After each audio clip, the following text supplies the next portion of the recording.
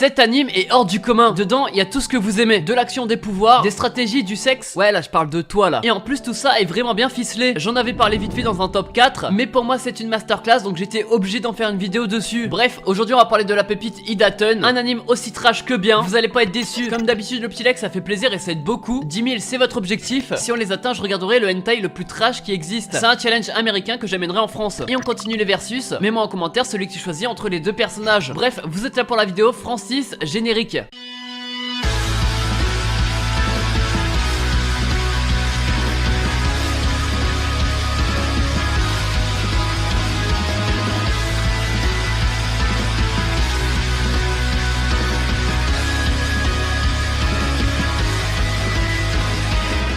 Salut tout le monde, c'est Diablo Manga. Aujourd'hui, non, c'est pas la bonne chaîne. The Hidaton, ça parle de quoi? Et pourquoi c'est tant une masterclass que ça? L'histoire se passe dans un monde où il existe des dieux. Ils s'appellent les Hidaton et eux sont là pour combattre les démons. L'humanité était au bord de l'apocalypse à cause de tout ça, donc on peut dire merci Jackie Michel. Non, les Hidaton, tu suis pas ou quoi? Bref, aujourd'hui, soit 800 ans plus tard, les Hidaton ne sont plus les mêmes. Ils sont 5 et ils sont là parce que oui, il y aura une nouvelle menace. Des démons sont en train de se faire réveiller par quelqu'un, par le professeur Over M. On sait pas grand chose sur lui, mais alors pourquoi il essaye de les ramener à la vie? Et comment va se dérouler la bataille contre ces nouveaux démons qui maintenant sont dotés d'intelligence? Bah c'est le but de l'anime Hidaton, donc faut regarder. Avant de parler en détail de l'anime, il y a un opening. Il mérite quand même quelques secondes d'attention. Chanté par Tatsuya Kitani du titre Seija no Kujin. On a là un opening qui au niveau du visuel, on comprend pas grand chose. Animation particulière avec plein d'effets, plein de couleurs. Bref, il est original, mais voilà. Et au niveau de l'audio, je ne peux pas le mettre à cause des droits d'auteur, mais c'est une masterclass. Mais voilà, alors pourquoi faut regarder cet anime? Comme je dis, dedans il y a tout. Il y a des combats, du brain, de l'aichi, mais c'est dosé et c'est collé à l'histoire. Pour moi, le seul détail qui pourrait vous gêner, c'est ce caca en plein milieu de l'écran que j'ai mis depuis 2 secondes. Ouais, je suis drôle, ouais. C'est l'animation parce qu'elle est quand même un peu particulière. Les couleurs sont bizarres et changent en fonction des scènes. Des fois, on comprend pas grand chose non plus, mais c'est stylé. Et après quelques épisodes d'adaptation, c'est fini. Ça te gêne plus et même t'arrives à faire avec. C'est un style comme un autre. J'avoue que ça peut bloquer certains, mais faut pas vous freiner à ça parce que c'est le début du lancement de la masterclass. Les Hidaton, eux, sont des dieux. On l'apprend dès le premier épisode, ça spoil pas. Et d'ailleurs, ils vont se battre contre un démon dès le premier épisode, donc vous allez comprendre un peu comment ça fonctionne. Les personnages sont immortels, aussi forts que Son Goku, voire plus. Certains ont des capacités qu'on connaît pas au début, donc déjà faut comprendre que oui, dans l'anime c'est des dieux. Ils sont invoqués sur Terre suite à la volonté des hommes, à ce que j'ai compris, et même s'ils sont giga puissants, il y a une hiérarchie de puissance entre eux. Il y a le mec déterminé qui veut se battre, lui c'est le plus fort des 3 enfants, Tarin leur maître, qui est 100 fois plus fort, et il y a un autre mec que vous verrez plus tard. Mais les 3 enfants, enfin les 3 enfants ils ont quand même 200 ans, ils sont pas tous inutiles parce qu'ils ont chacun leur fonction, ils se démarquent avec ça. Par exemple il y en a un c'est l'intelligence, etc. Mais du coup c'est pas parce qu'ils sont vraiment cheatés qu'ils vont combattre tous les démons facilement. Par exemple le premier démon qu'ils ont rencontré, qui tient, si on zoome un peu plus, ressemble fortement à ma prof de français. Je pense que je viens de trouver un foreshadowing. Justement, ce démon qui est censé être nul, comparé aux autres qui vont arriver plus tard, bah ils ont pas réussi à le battre. Ça veut dire qu'il y aura des combats giga stylés, Dragon Ballesque, mais ça s'arrête pas là parce que oui, les personnages vont suivre un entraînement. Et cet entraînement, justement, moi j'ai bien aimé parce qu'elle était cohérente. Parce que leur super force, leur résistance, etc., tout est expliqué. Et ça, j'ai kiffé parce que malgré que ça soit un peu confus par rapport à l'animation, bah le scénario, lui, suit bien une trame qui est plutôt bien ficelée. Mais ouais, je vous parle des combats depuis tout à l'heure, mais c'est pas non plus le seul détail qui est vraiment bien. On va parler de l'aichi juste après, vous inquiétez pas. Dans cet anime, on parle de sujets vraiment forts. Et ça parce que les démons se sont infiltrés dans la population humaine. En gros, ils ont forme humaine avec les capacités démoniaques. Et eux font des trucs vraiment trash. Ils regroupent à peu près tous les vices de l'homme. Alors que les Hidaton, eux, s'en fichent totalement de ce que eux font, ce que les humains pensent, etc. Ils sont bien au-dessus de tout ça. De toute façon, ils sont là juste pour combattre les démons et c'est leur seul rôle. Les deux s'opposent totalement et du coup, le point de vue des deux sont intéressants à suivre. Après, quand je parle de sujets un peu glissants, ça parle de religion, d'argent, de trucs pas très catholiques. De toute façon, cet anime se veut d'être trash, mais réaliste. Parce que tout ce qu'ils vont dire, bah, se passe dans notre monde à nous aussi. Hop, un point en plus de pourquoi il faut le regarder. Mais alors le Aichi il arrive quand? Bah en vrai il est là depuis le début, mais il est pas trop là. En vrai il est présent sur quelques scènes, mais surtout à but utilitaire. Il y a pas beaucoup de nudité. Mais attendez 2 secondes.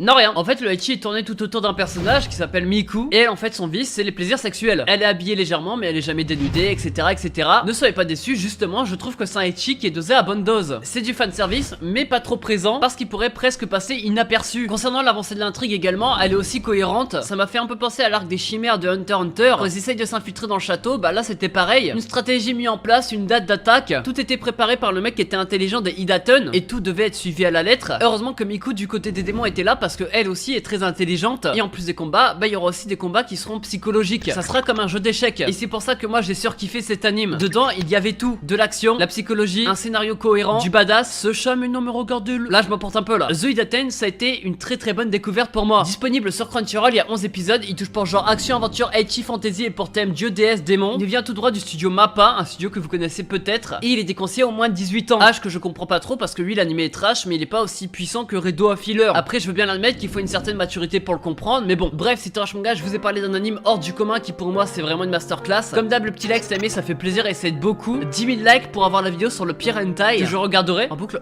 Et mets-moi en commentaire quel perso tu choisis entre ces deux là. Nous on se retrouve la semaine prochaine pour une vidéo de ouf. Comme d'habitude, le mercredi, passez une bonne semaine, allez, ciao bye bye. Ah ouais, regardez-le.